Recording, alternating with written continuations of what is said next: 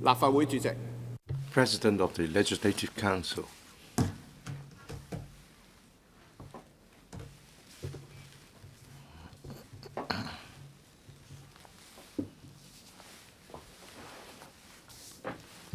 陳局長有冇補充添？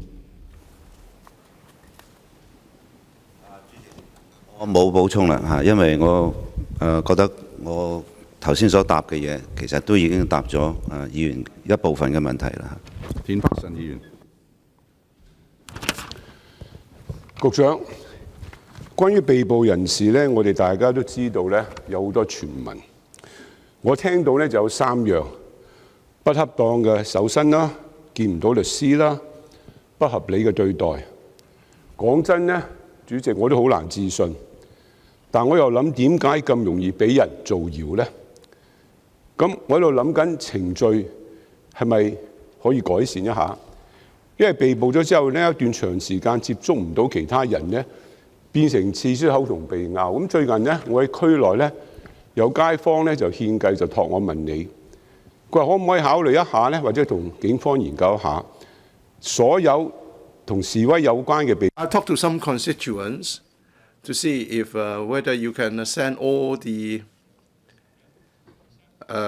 injured person to hospital, and then you can do the searching in front of the healthcare workers, and then you ask whether they need to be treated. Please raise your questions, because otherwise this would give rise to an atmosphere of police, hating police. Secretary, the police will inform the arrestee of their rights when they make the arrest. We would consult the DOJ views. For example, we have to tell the arrestee the reason of the arrest, and also when a search is made, well, the procedure will be informed. The arrestee will be informed of the procedure. As for the right to see a lawyer, that will be covered by the notice to the arrestee. And if the arrestee is injured and has to be checked in hospital, well, the rights are all protected fully, as I said in the main reply. We have been using the same procedure for years, and it has been fully tested in court. If individuals think that this is not in line with the right procedure, they can make complaints under the established mechanism. Well, I was not asking about the current procedure. I know that. But since that there are so many allegations which one cannot clear easily, would you talk to the police concerning my suggestions made on behalf of a resident that I've talked to? Secretary, I, of course, understand the confidence issue, that we need to let people have confidence. But we have certain procedures to follow when someone is arrested. We have to investigate whether there is sufficient evidence to support any charge. And we can only complete this procedure within 48 hours. If they have real needs, of course, we will respond to such needs. And if we build in many unnecessary procedures that would affect the investigation, that will affect our law and order and also our ability to crack down on crime will be affected. The important thing is that the rights of the arrestee is fully protected, and the procedure are clearly set out in the police stations. Mr. Dennis Kwok, I hope during this very special time, you will not try to evict members. You said that the maximum duration of detention is 48 hours. Can you tell us that you are not going to invoke the emergency regulation ordinance to extend the duration of lawful detention? Can you assure us? Well, this is a very difficult time. The government has to stop very serious violence. We'll have to consider all the measures at our disposal, anything that is allowed by our law, in order that we can handle the situation at hand. We cannot rule out any possibility.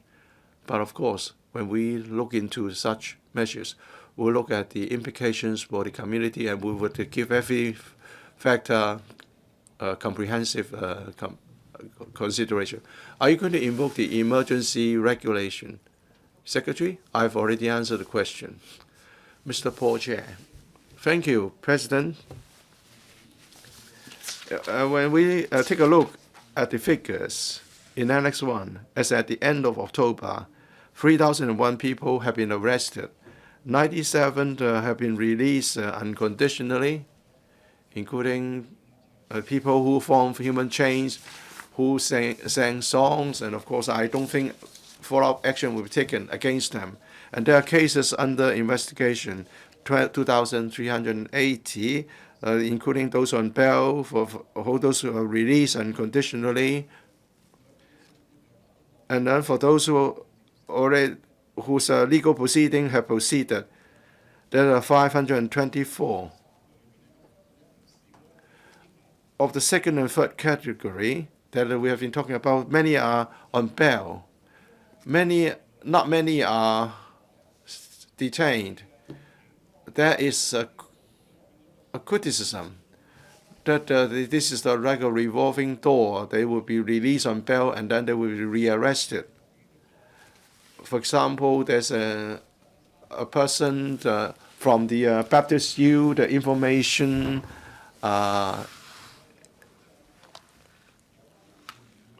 faculty, the faculty on media and information, that he was put on bail on the 3rd of November, and then he got injured in another incident. Perhaps there should be a rule that those who are rearrested should not be offered bail.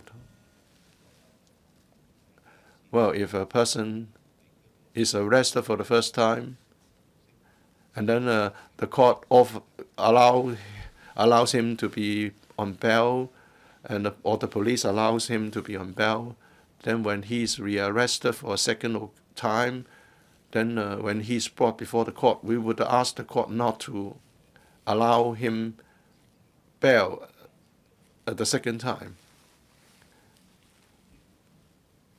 So that would be that's what we are going to do. The person who's brought before the court for the second arrest will do that to ask the court not to offer bail. But of course, if the investigation is not completed and he's on bail and he's rearrested, we will bring this person to the court immediately to seek the court's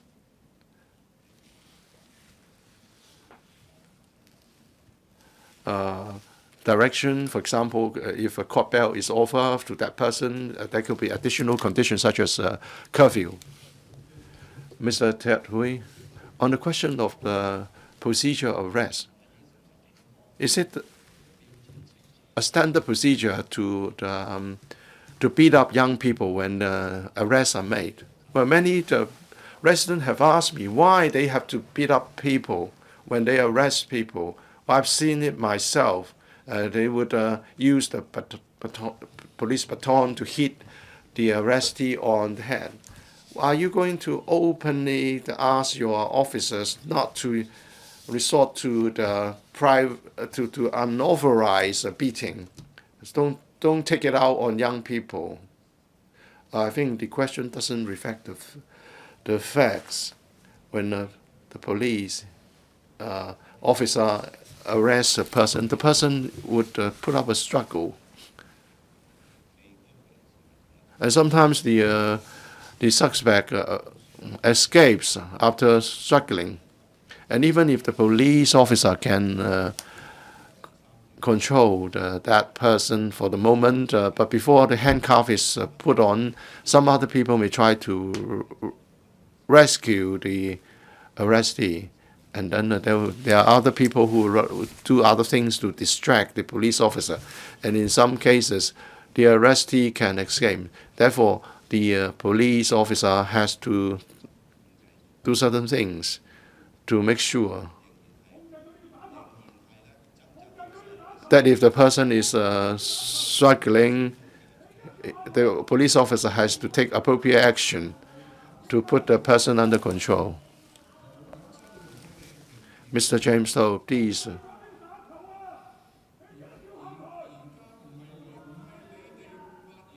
This is not the time for you to speak. Members, if you continue to shout in your seats, that the meeting cannot continue. Well, he doesn't make his position known. He doesn't want to ask police officers not to beat up people without authority. I did see people being beaten up on the head by police officer. You were lying. Or if you directly accuse an office official of lying, is not allowed under our rules of procedure. Well, it's a question. Are you lying? Secretary. I was talking about the situation faced by police officers. The member's question doesn't reflect the fact. And you know, some of the arrestees are very strong physically, and there were people trying to help the arrestee or to grab the arrestee and help him escape. We have to look at the whole situation. Mr. Roy Kwong.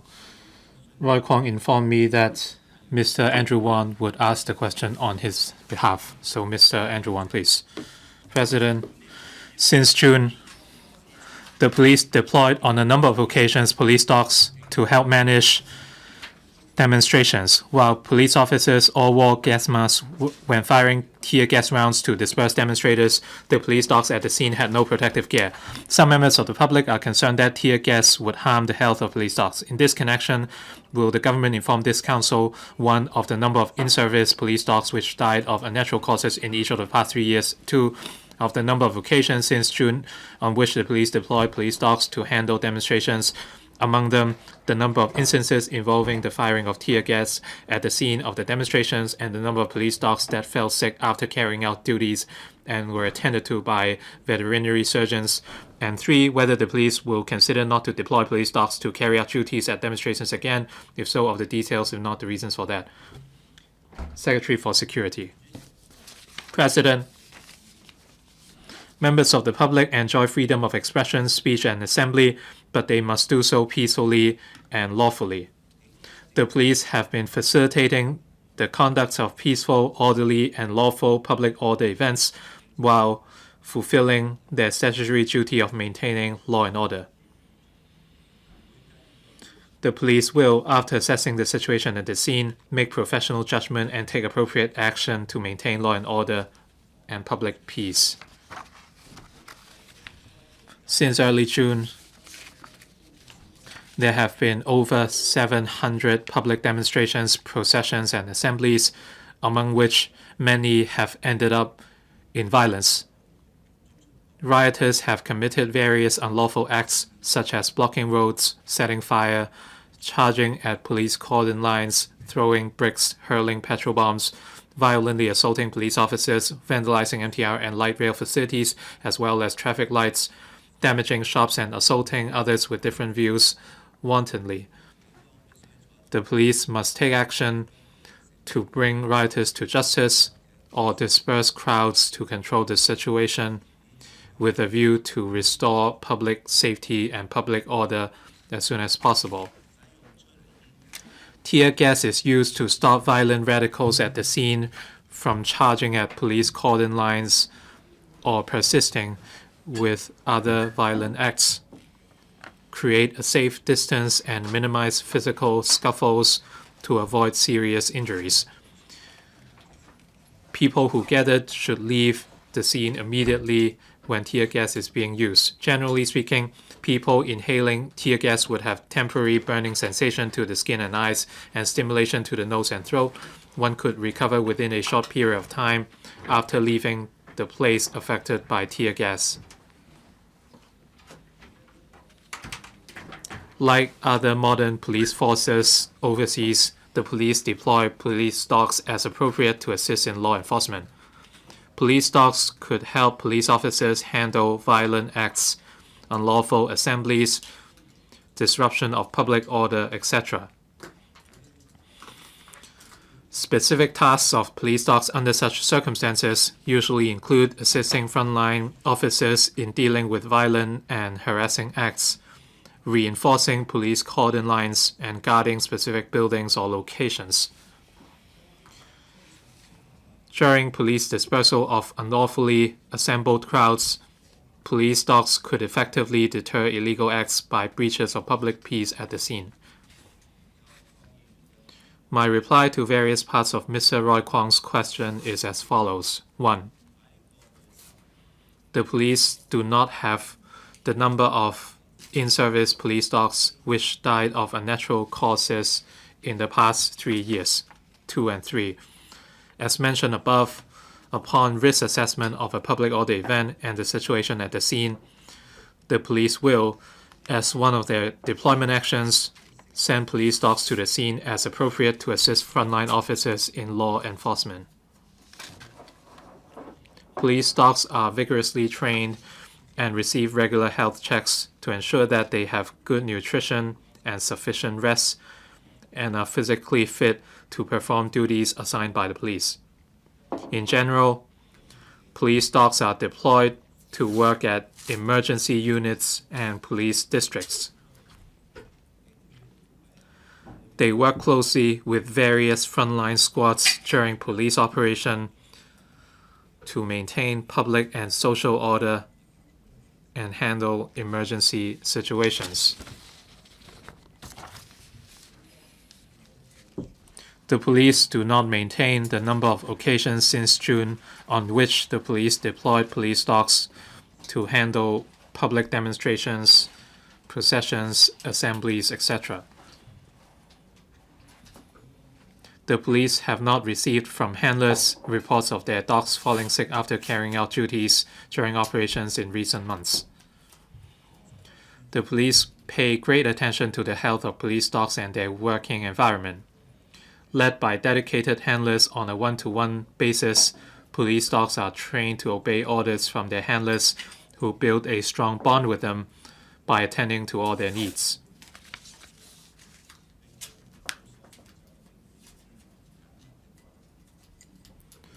Constantly looking after and paying attention to the physical health and needs of police dogs, handlers will arrange immediate checks and treatment by veterinary surgeons once their dogs are found to be feeling unwell. In fact, all members of the police dog unit are very concerned about the health conditions of their dogs. During and after operations, they will pay immediate attention to the physical reactions of the dogs and provide appropriate care. Members of the police dog unit will also attend to various physiological needs of the dogs.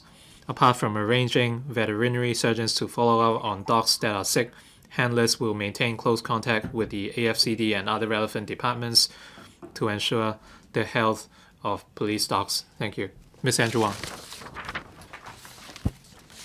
President, it is natural to see dissatisfaction and unrest from the members. The first half of the question of the reply was completely irrelevant.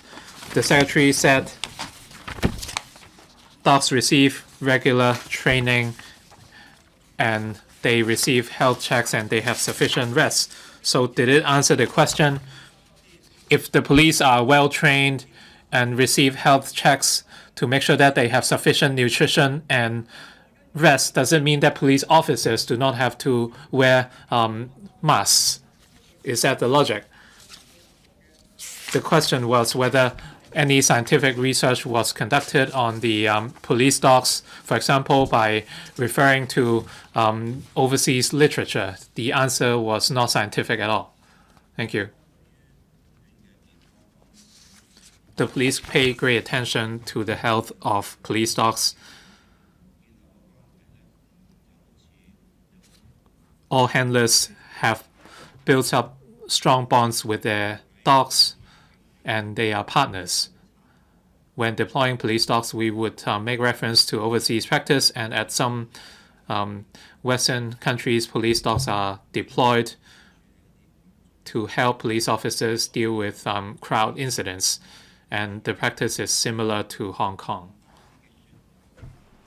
And elsewhere in the world, horses are also deployed for certain crowd management operations, so the use of dogs and other animals in dealing with major public events, the practice of the Hong Kong police force is comparable to other countries.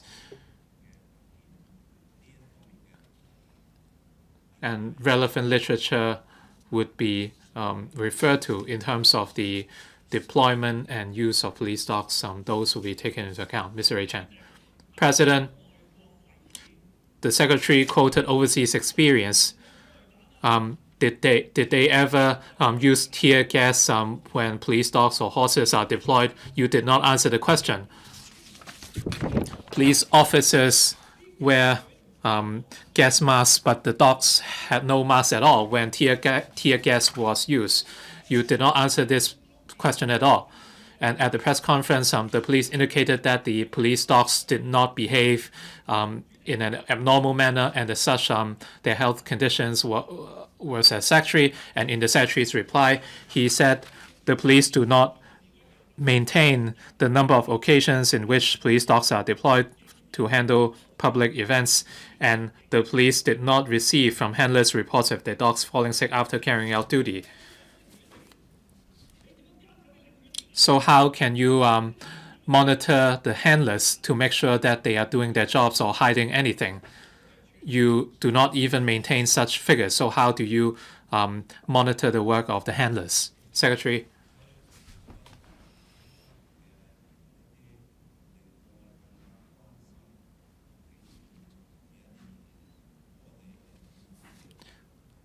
We are not against some suggestions to strengthen the monitoring of our police dogs, but realistically speaking, once we receive reports that dogs show adverse behavior or conditions, we would ask vets to follow up immediately. And like I said in the main reply, we maintain contact with the AFCD.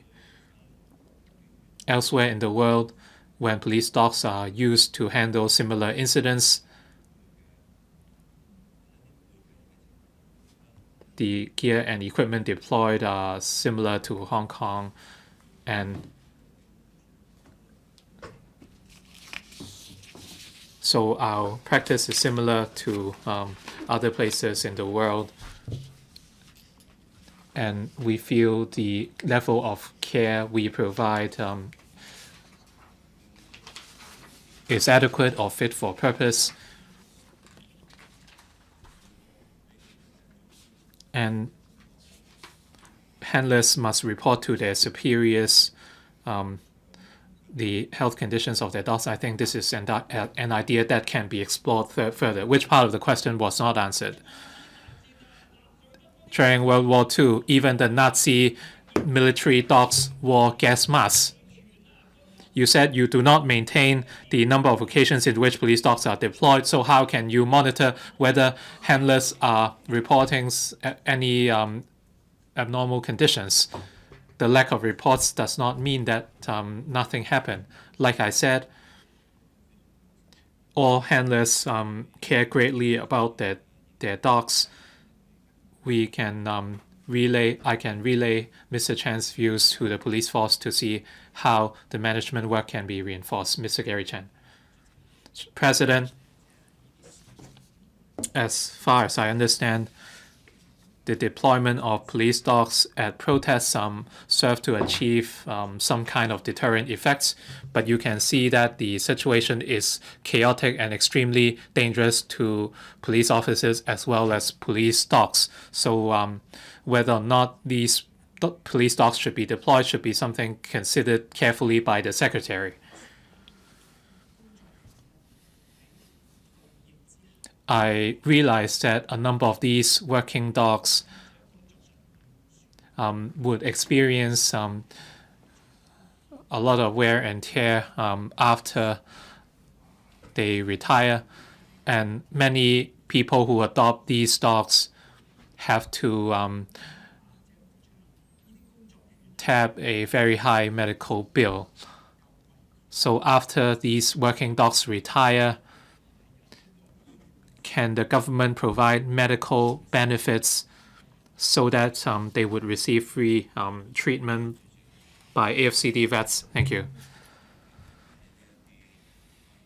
With regards to the use of police dogs at major public events, I would relay such view to the police. I understand a lot of people are concerned about the police dogs, and the same goes for the police force, especially the handlers. Like I said, they have built a very strong bond with the police dogs.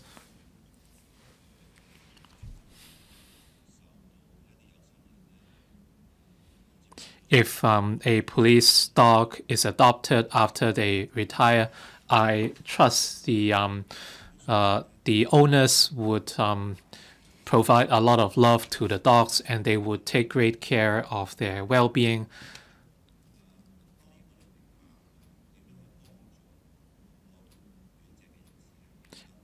In terms of providing support to the adoptees so that they can take better care of the retired police dogs, this is something we can consider. But in terms of using public money to provide some kind of subsidy or allowance, this is something that we must be rather careful about. People who adopt dogs do so out of love, and most of them would have the ability to take care of the dogs. If any owners require any assistance, the SPCA can provide support so that the owners can afford to take care of the dogs. Thank you very much. Mr. Wong Ting Kwong. According to information online, since June this year, when the police handles riots or violent events, police dogs were deployed. And according to these reports, some police dogs died on duty. As to the integrity of such rumors, the police have already clarified such rumors or rebuked such rumors on social media. However, animal welfare organizations or the public might not have followed the government's Facebook page. If they, then a lot of people would not know the truth if they have not read posts by the police. Did the police actively reach out to the relevant animal welfare organizations to explain the enforcement work and clarify the relevant facts, Secretary? Thank you. I understand a lot of people have shown a lot of love for the dogs. I do not have the details right now, but I would relay the information to the police force so that they can do even better.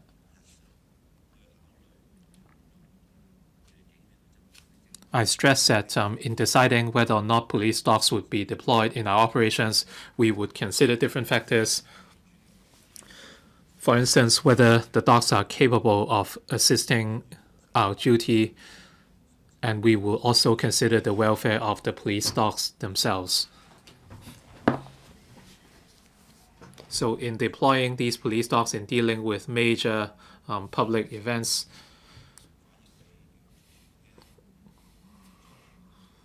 I will relay to the police force so that in the future they will thoroughly consider different factors.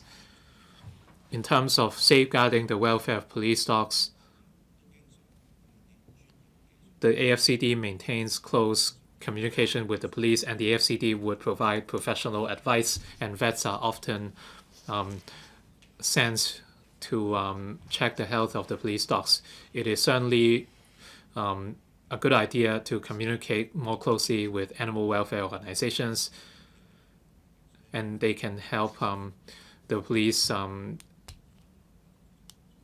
manage police dogs in an even better manner. Ms. Eddie Chu. President, in the Secretary's reply, he said the police do not maintain the occasions in which police dogs are deployed. I am very surprised because handlers take care of the dogs on a one-to-one basis, so there should be records. So it is impossible that no records are kept on what the police dogs do on duty. I do not think Mr. John Lee would accept under any circumstances that police officers would carry out their duties without any gas masks. So do the police or AFCD accept the fact that the police dogs would take in tear gas without any protective gear?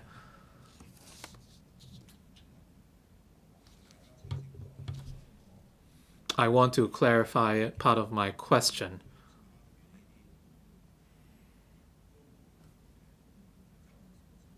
We do not maintain figures of police dog deployments in handling public activities or events. We are not saying that we do not maintain the number of police dog deployments in general.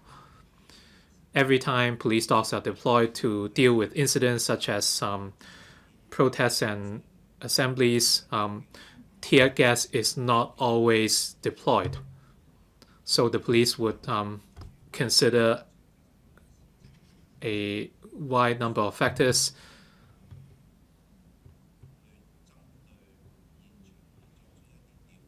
If incidents occur that warrant deployments on site, for example, deployment of police dogs, these factors would be taken into account. So we must clarify that tear gas is not always used in every deployment.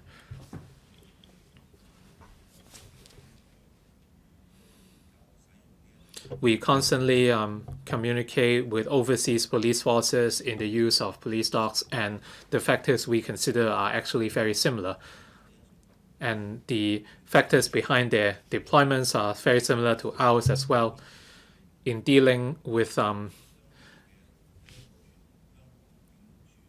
immediate situations, their deployments of police dogs are also comparable to ours.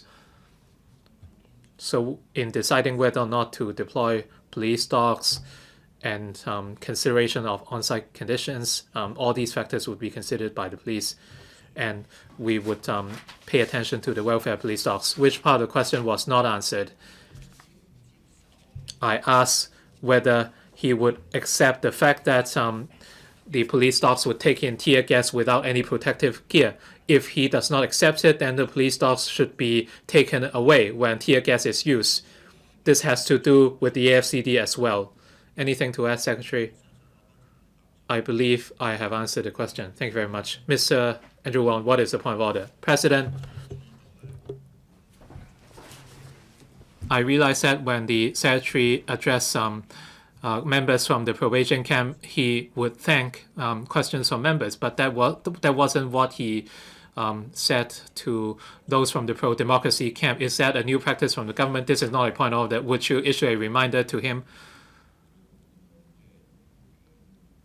I'm sure officials would take note of such requests. Question for Paul's chair.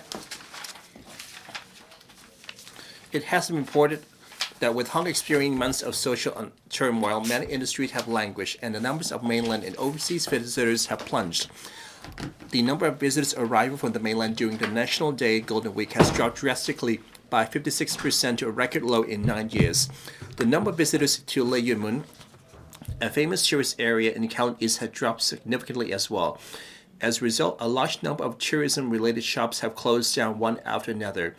Earlier on, the Financial Secretary have introduced a $19.1 billion package of measures to support enterprises, safeguard jobs, and relieve people's burden, which include a 50% rental reduction for a period of 6 months for most short-term tenancies of government land for business use under the Lands Department and public market stalls.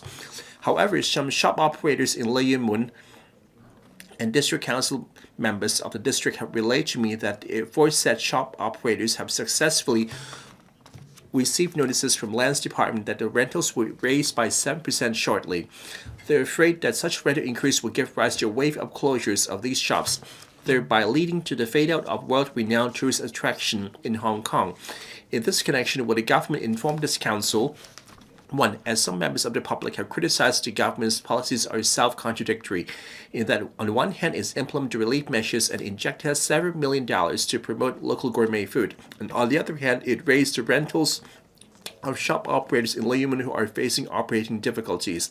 Whether Landsd, prior to making the rental increase decision, discussed with the Policy Bureau and government departments in charge of tourism affairs as well as the affected shop operators, so as to gain an understanding of the rate of decrease in the visitors' figures into Lei Yue Mun since the eruption of the disturbances arising from opposition to proposed legislative amendments, as well as the pressure of rental increase to be borne by shop operators in Lei Yue Mun. If so, of the reason for the Landsd insistence on affecting the rental increase, if not the reasons for that. 2. Would it assess the persistent decrease to visitors to Hong Kong and Landsd vigorously affecting the rental increase will compel more restaurants and shops in that district to close down one after another more before and after the Lunar New Year holiday. And 3. As some members of the public have criticized that with the two theme parks, namely Ocean Park and the Hong Kong Disneyland, being on the sailing drip and operating with the lost and local tourist attractions having for a long time lived on established advantages only, whether the authorities would step up publicity for Lei Yue Mun as a tourism attraction, which is scenery of traditional fishing villages and other gourmet seafood, and supplement such initiatives with effective policies, reducing rentals directly with a view to helping Lei Yue Mun maintain its appeal to visitors. Secretary for Commerce and Economic Development. President, the persisting protests and social unrest in recent months have resulted in disruption to law and order, thereby causing a dramatic drop in tourism arrivals. Local consumption has also been hit hard. Coupled with the austere external and economic environment, the tourism and related sectors have in particular suffered a heavy blow. To relieve the business operations pressure faced by enterprises, the government have announced 3 rounds of measures to support enterprises and safeguard jobs since mid-August, with a view to assisting different sectors in reducing operating costs, financing, developing markets, and so on. One of the measures would be a rental reduction by 50% for 6 months with effect on 1st October this year for tenancies under various government departments, including Lands Department, FHD, Government Property Agency, the Marine Department, the Agriculture, Fisheries, Conservation and Leisure and Cultural Service Department, LCSD. The tenancies involved include catering establishments, retail stores, public market stalls, and fee-paying public car parks. Having consulted the Development Bureau and Lands Department, more replied raised by Mr. Paul TSE is as follows. There are now currently 19 short-term tenancies, STTs site in Lei Yue Mun being used for Chinese restaurant and seafood grocery stalls or other purposes. These tenants are already benefiting from the aforesaid measure. In other words, the tenants will enjoy a rental reduction by half for 6 months from 1st of October, which is applicable to rent payable during those 6 months. Under existing mechanism, the Lands Department generally conducts rent review for each STT every 3 years according to tenancy conditions to reflect the latest market rent level. According to this mechanism, Land's Department has earlier conducted rent review for those 19 STTs in Lei Yue Mun to determine the rent for the 3 years commencing from January 2020. The rent review showed that the rent payable can be increased by 6.6% over the level 3 years ago if it is to reflect the latest market rent levels. The Lands Department informed tenants of the rent review result in September this year. Nonetheless, having considered the prevailing economic and social situation, the Lands D informed the tenants concerned that there is no need to pay regard to the rent review result for the time being for the Lands Department further review on the arrangement. In other words, the 19 tenants are currently not subject to the rent increase on 6.6% as originally proposed. I have informed Mr. Chair of the above situation for his relaying the message to the tenants. At the moment, the government is looking into the handling of the rent review arrangements for tenancies under Lands D. Depending on the review outcome, the government would further consider whether additional measures should be introduced to help businesses to cope with the challenging economic environment at present. 3. Characterized as a traditional fishing village, the Lei Yue Mun is one of the popular tourist spots in Hong Kong. The Hong Kong Tourism Board (HKTB) has been promoting the diverse tourism appeal and unique experience of Lei Yue Mun, including nearby attractions such as the Seafood Village and the Jockey Club Lei Yue Mun Plus through different channels, including website, visitor centers, visitors hotline, and so on. Besides, HKTB has also been promoting the Lei Yue Mun travel products operated by the travel trade, including gourmet tours at the Seafood Village. Besides, with a view of enhancing the attractiveness of the Lei Yue Mun as a seafood dining destination with a pleasant seaside ambience, the Tourism Commission has been actively pursuing the implementation of the Lei Yue Mun Waterfront Enhancement Project to improve facilities along the Lei Yue Mun waterfront. The scope of the project includes construction of a public landing facility, a breakwater, and a waterfront promenade, the provision of several lookout points, and streetscape improvement works along the footpath linking up the lookout points, as well as building a new viewing platform and so on. Recently, the government has obtained the support of the local community, including the shop operators, the respective district council, and the Harbourfront Commission for this project.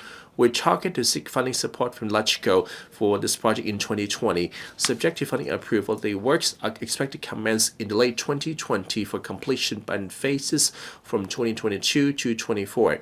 We believe that upon the completion of the project, the attractiveness of Lei Yue Mun to tourists will be enhanced and help promote the local economy. HKTB continue to promote the diverse tourism appeal of Lei Yue Mun to tourists alongside with the Lei Yue Mun project. Mr. Paul, Chair. Well, with much regret, on one hand, we'll talk about gourmet food and tourism. However, Hong Kong is in deep water. Now, we want to attract the mainland tourists, for example, Ocean Park and Disneyland and Lei Yue Mun. This morning, we can see some very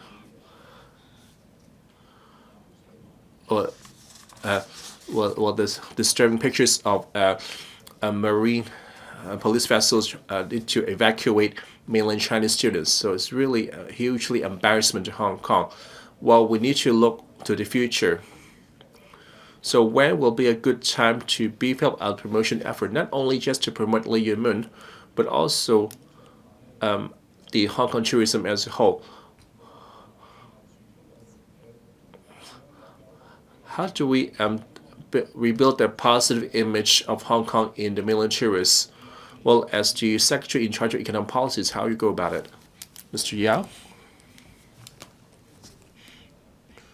Thanks for the member's question. In light of the current situation, as long as the social unrest did not cease and their acts of endangered public lives and property,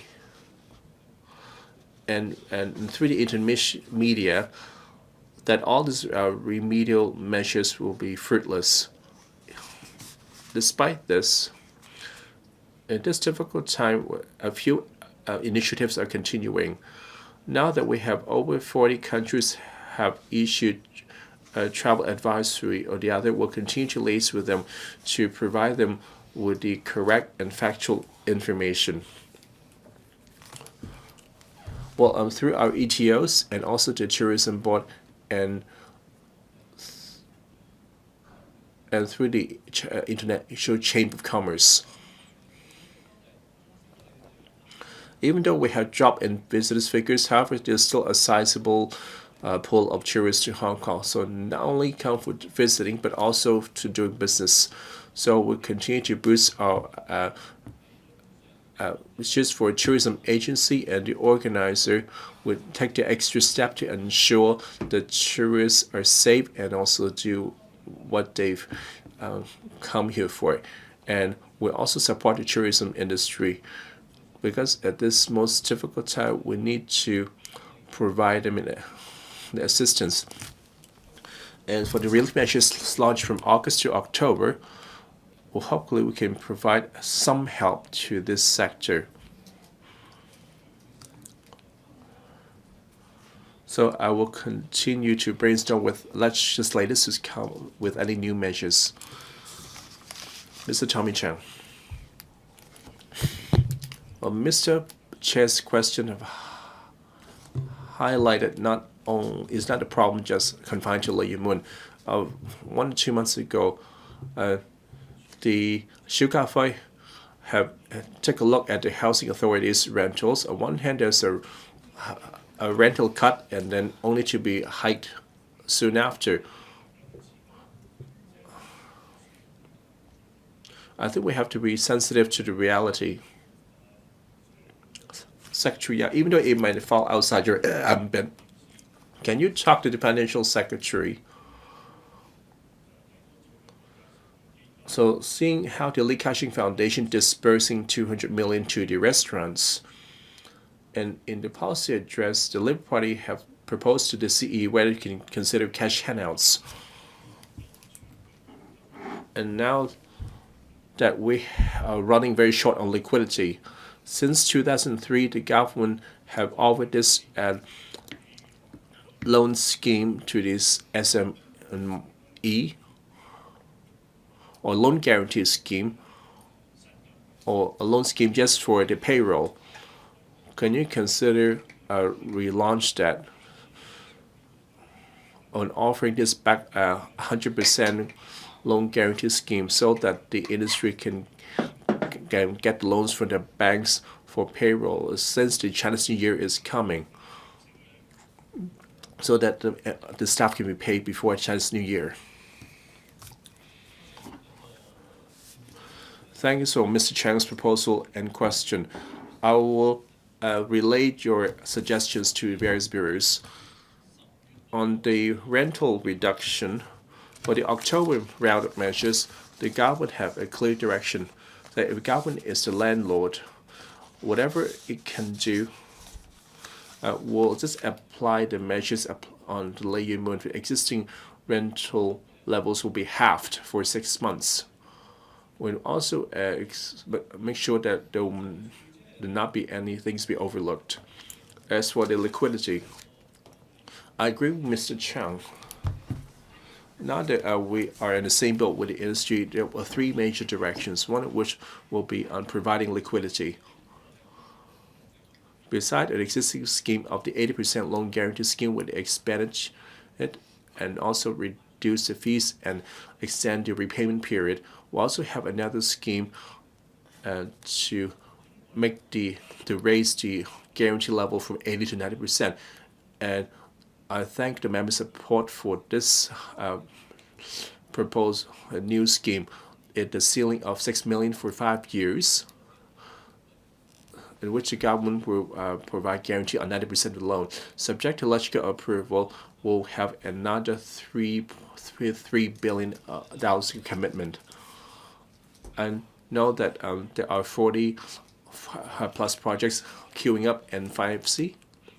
And so whether we can have 100% guarantee, well, we need to take in light circumstances, because for a large scheme, loan guarantee scheme of 90%, to the government and the banks, this is a big step for both.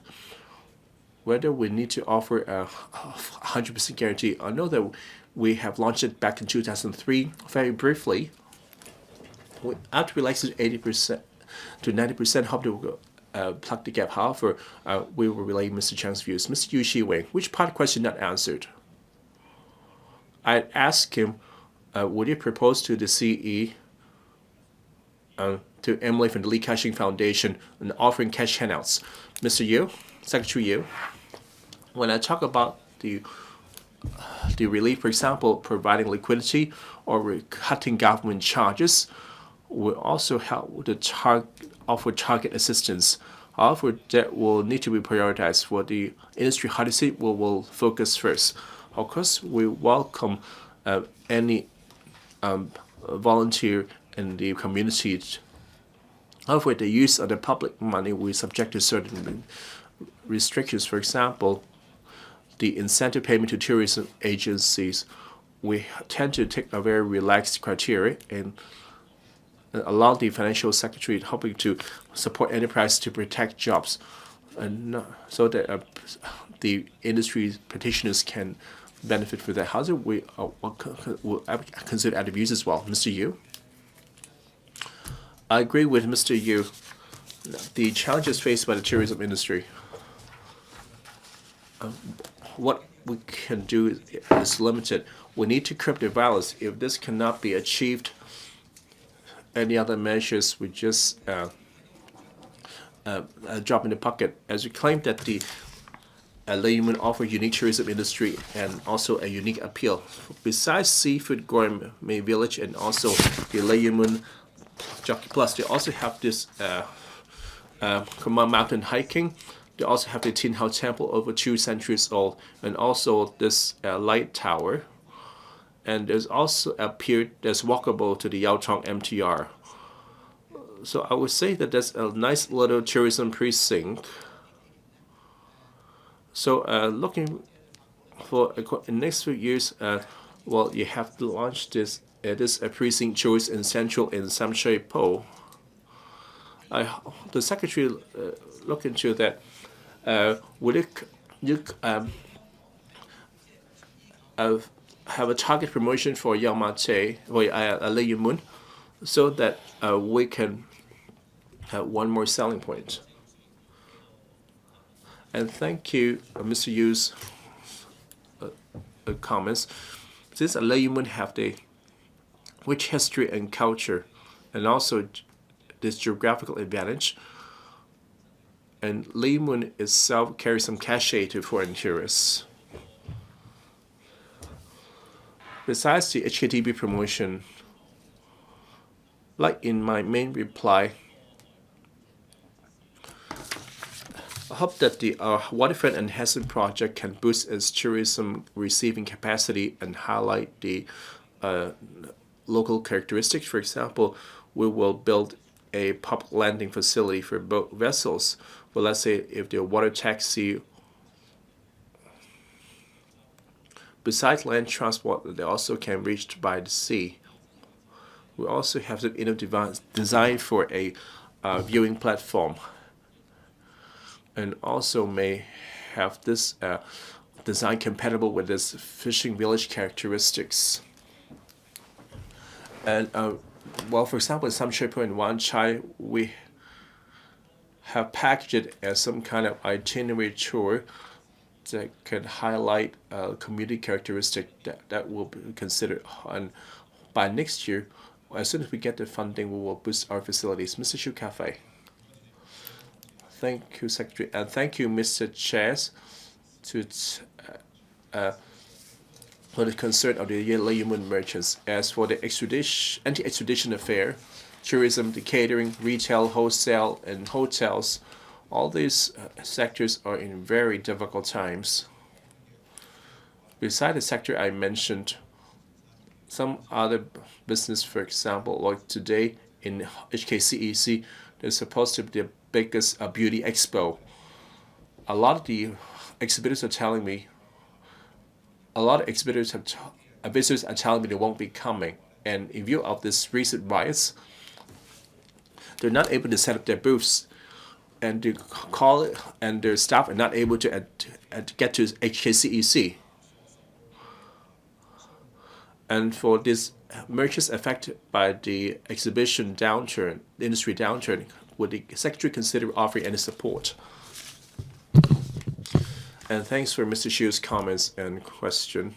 I agree that no matter how much we've done, especially the MICE industries, a lot of the organizer or the TDC have gone a lot further in taking care of the visitors and the buyers, for example, in transport and other logistics.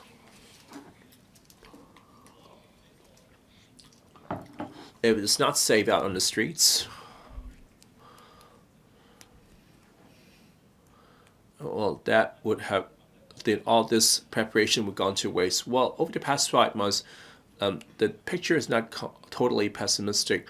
Recently, I've been to HKCEC and also did some in polling. And the past 5 months, there were at least 14 major exhibitions proceeded as planned.